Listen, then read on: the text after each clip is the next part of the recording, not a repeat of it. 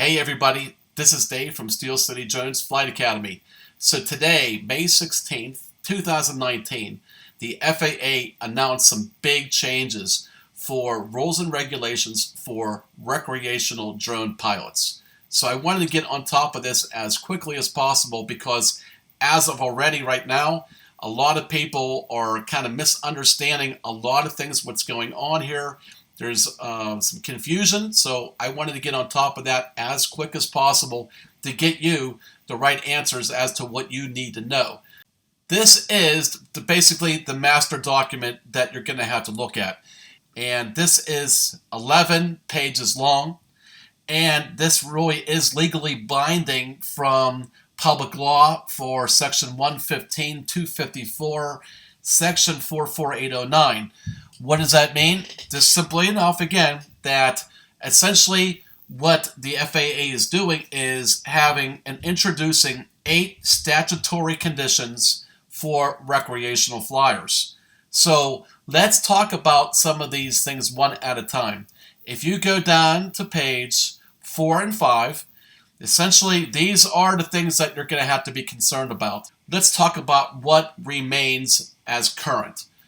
The definition of recreational use remains the same.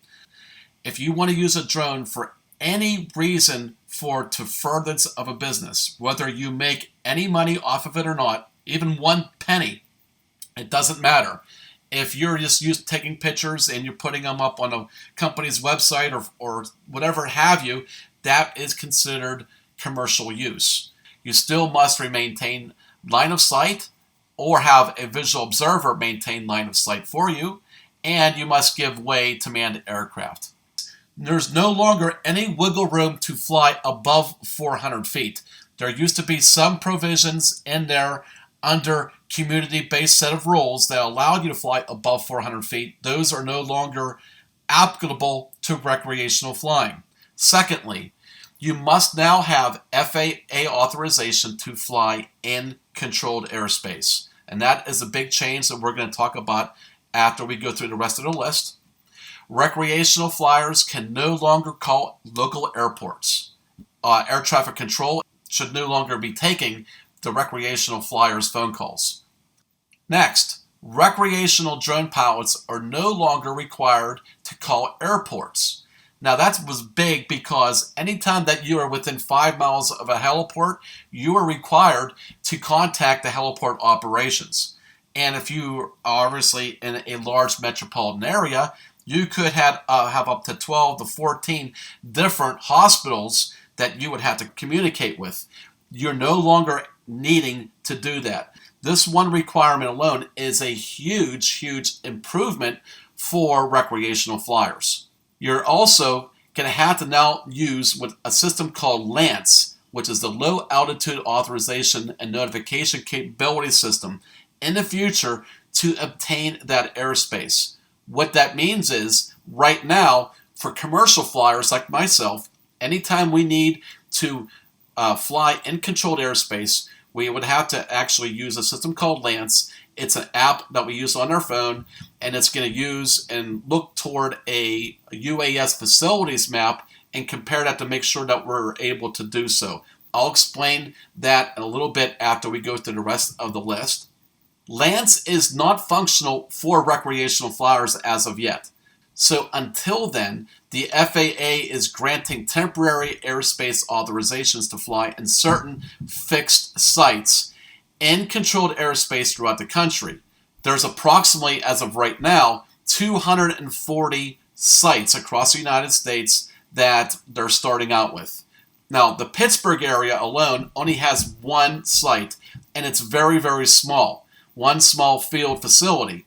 And that's going to be pretty much the same thing across the country. We'll go over some of those particulars as we go through the rest of the list. The FAA regulations are not the sole source of law that drone operators need to comply with. Recreational flyers will have to take and pass an aeronautical knowledge test to be able to even use their drone for recreational use.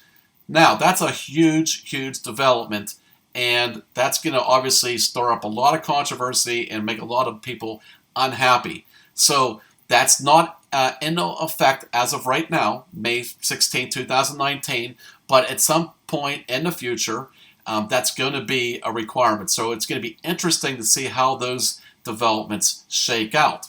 Okay, so let's go back and talk about one of the biggest changes, which means recreational drone pilots can no longer fly in controlled airspace without an airspace authorization by the FAA in advance. Now, what that means is, if you look at this map of the Northeast right now, you see all these areas in green and in red. Those indicate controlled airspace that starts at the surface. And that's what drone operators have to be recognizing, and that's what's going to be important to you guys.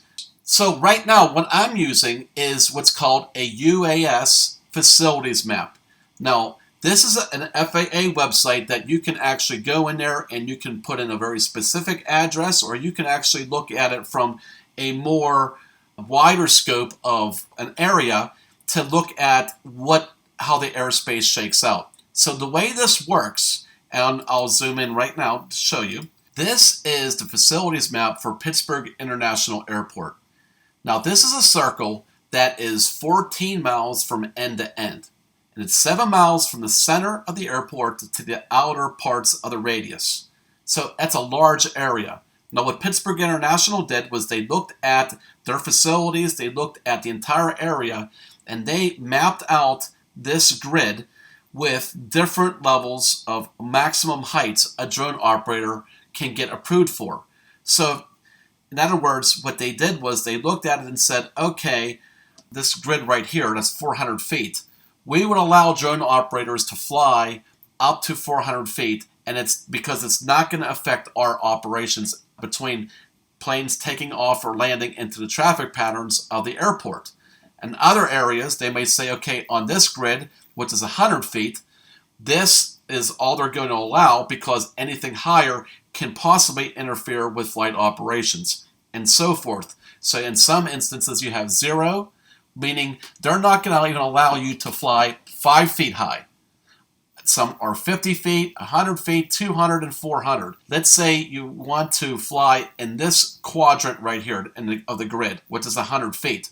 If you went into Lance and you asked for 102 feet, it'll come back and say they're not going to allow you to do so. If you want 95 feet, it'll say, okay, you'll be approved. So if your request is going to stay underneath what that altitude is going to be, you'll get the request. And it's going to be a nice automated system that you can use your app for and get instant authorization through a text message. And that's the way the commercial system is used as of right now. So that's how that's going to be used. But now they're saying until Lance is ready for recreational flying, now you're going to be designated into limited areas. You go under recreational flyers in the green, and then come down here and you'll see where it says the FAA has posted a list of approved sites. And this is in a spreadsheet that lists all of them. Right now there's a little over 200 nationwide, and again they're depicted by blue dots on this map. Now if we look at looking at the same UAS facilities map for Pittsburgh, if I drill down and zoom in on it, you'll see a really small blue circle. And if I keep zooming in and zooming in closer, you'll see this here is a recognized flying field that you can fly in controlled airspace that the FAA will allow you. Now, and then when you want to find more information out about it, you can go ahead and double click on it, and then it tells you all the information about that and where the point of contact information, where you can get more information. But this specific one right here is an AMA flying field. So you would have to coordinate with that group, with that organization, to fly in that area. So you would have to coordinate any flying that you'd want to do there with the AMA's local contact people. You'd have to make sure you're joined to AMA as well before you to fly that. You can't just go rogue. You still need coordination through that. And also, too, is that you also have private properties are down here as well. And you just can't just fly directly over private property without permission. And I'm going to go into private property issues and some drone laws in a future podcast next month. So there are rules and regulations in place for this. If we go back to here into this map, knowing this area around Pittsburgh, there's many other local airports that are not in controlled airspace at the surface. If I go down to here under Washington County, there's Washington County Airport. Notice that's not part of that because the airspace at that airport and the surrounding area does not start until 700 feet high. So therefore, we can't go 700 feet high anyway, so it's a moot point, which is, again, why we're not even talking about that. If we go up here north, there's Butler County Airport. Again, that's another airport and area where the controlled airspace does not start until 700 feet. Now, lastly, I also getting a lot of questions about night flying. So night flying is not even discussed in any of this literature. So with that said, I believe, in my own opinion, the night flying aspect is still being worked out because under commercial rules and regulations, a commercial remote pilot has to get a waiver to fly at night. And obviously, if a commercial operator has to do that and also have equipment to be able to fly at night, then that certainly is probably going to most likely be addressed on the recreational side of things as well. But as of right now, it's not being addressed. So we really don't know exactly what's going on with that. Okay, so that basically sums up all the changes that you need to know.